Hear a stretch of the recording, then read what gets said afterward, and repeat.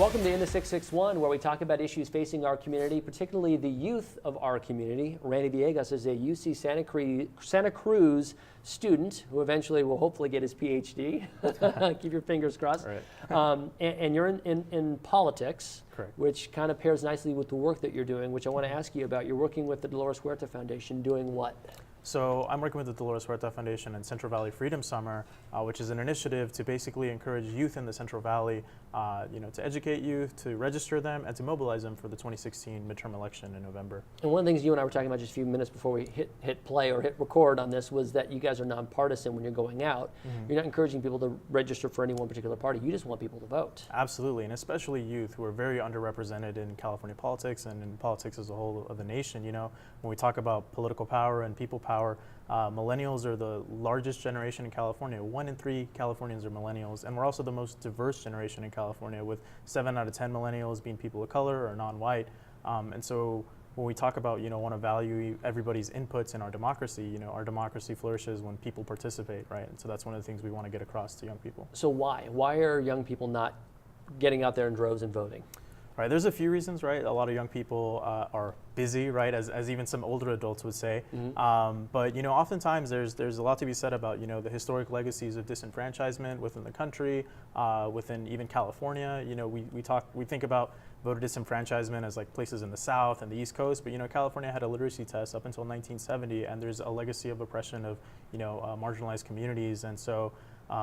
When you have a household in which, a mom or dad doesn't participate in electoral politics, it just kind of, furthers the cycle. Absolutely. There's this whole concept called political socialization. And so that's why we're trying to break that cycle and encourage, low socioeconomic students, as well as, students of color, and, students in general, just to participate. It seems to counter, though, at least in my mind, right, the narrative that happened, when Barack Obama was ushered into the presidency, which seemed to be indicative of a lot of younger people getting out to vote and mobilized through social media and through this kind of millennial channel, if you will. So, right. But you're telling me the numbers aren't bearing that out necessarily on the local level. Not necessarily. When we look at the 2016 election, only about 32% of millennials were eligible to turn out to vote. But more specifically, when we look at the last time we had a midterm election, right? So a lot of people don't know that we have elections every 2 years, not every 4, right? Mm-hmm. Where we elect our members of Congress as well as vote on many important initiatives and things on the ballot. And so when we look at the last midterm election in 2014, only about 7% of people ages 18 to 24 turned out to vote.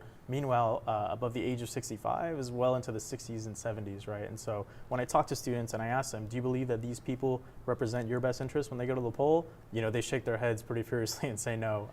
And it's a bit of a shock to them, but it's important, to know why it's important. But yeah, and maybe that's just the message now, kind of trickling down. But but while you see other people voting their interest, and you kind of impress upon young people, you still don't see them kind of getting out there. Is it maybe a generational gap? You and I were just talking about what if we could, vote on our phones, make it a secure way. We bank on our phones nowadays. It's safe enough to transfer money, but yet we don't have a way of voting over our phones, which might make it more convenient for like the younger generation. And that's kind of, they're digital natives, so they might be a little more comfortable doing that. Yeah, unfortunately, I personally don't see that happening anytime soon, just given, the 2016 election and all these allegations of Russian interference, et cetera.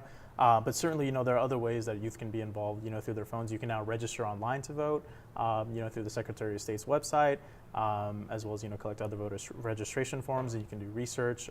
And so, our phones can definitely be used for those better avenues and purposes in the future. I mean, you talk about midterm elections. One of the challenges, right, is there's nothing really super exciting a lot of times. Sometimes in the midterm elections, you don't have a presidential candidate. You have, the lower ticket folks, if you will, so to speak, that people are not as enthusiastic or hearing as much about. So how do you encourage them in a midterm election to want to get as opposed to even a main election? That's a great point. And I think, one of the reasons and one of the ways I do that is by talking about, some of the things that are actually on the ballot. So oftentimes I feel I'll push back on that a little bit and say that there's not anything exciting, but just people don't know what's on the ballot.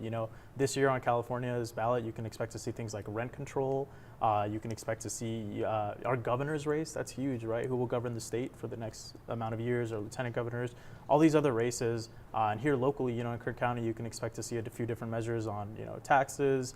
And I show them local examples as well of why it's important to vote, or why it's important to vote, right? We look at the primary election in 2016 in Delano.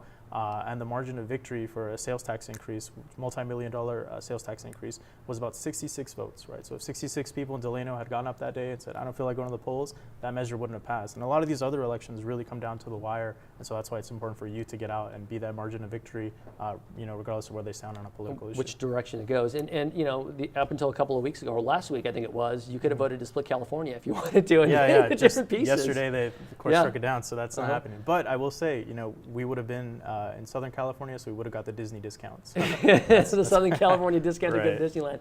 Well, and the other question that I would ask and wonder about is the youth understanding, when you're, and I'm not trying to, there are probably plenty of people who are well educated about it, but I think when you're 20 years old, it's hard for you to wrap your mind around what a bond measure means and why it's important to me. Why do I care if we're going to put a bond measure forward and where that money's going to go? But yet, like you were saying, this can actually affect your pocketbook. Absolutely. And schools you go to, and whether you have the school or not. Definitely, and that's one of the main points I drive across when I present, places like Bakersfield College and CSUB. When I ask them, who is Dorothy Donahue or who is Walter Stern? Right? What is Measure J? And I tell them about how in the 1960s, in California, we actually had tuition-free education, and our current governor, actually got to go to a UC for free.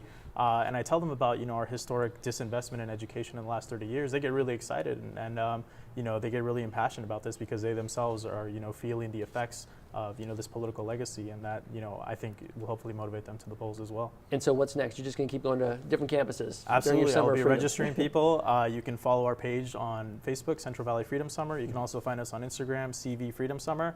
And we'll be going out to as many high schools as we can, not just here in Kern, but all throughout the Central Valley to try and register young folks and get them to participate in future elections. All right, Randy, thanks for doing that on behalf of all of us Americans, Absolutely. right, to encourage people to vote. I appreciate it. Definitely. All right, and thank you for joining us here on the In the 661 as we look at issues that affect our community.